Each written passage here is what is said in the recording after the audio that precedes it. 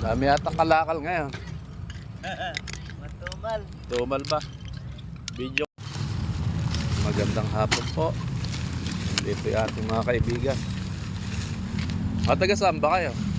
Kaya ba yan po, sir? Taga Bayanihan. Dito lang po, sir. Dito lang sa Bayanihan. Anak mo to, di ba? Apo. Oo, nangangalakal sila. Pagkahapon, nandito sila sa paradahan namin. Dito sa gilid ng Walter. Inaayos nila yung mga kalakal nila.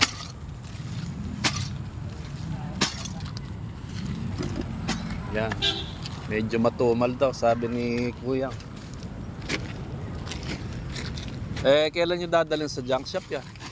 Ngayon po, sir. Ngayon na. Para makabili kami ng bigas. Ayun. Hanggang anong oras ba yung junk shop? Minsan, alas 6. Pagka lumagpas na. Mag-aalas 6 na. 5:30.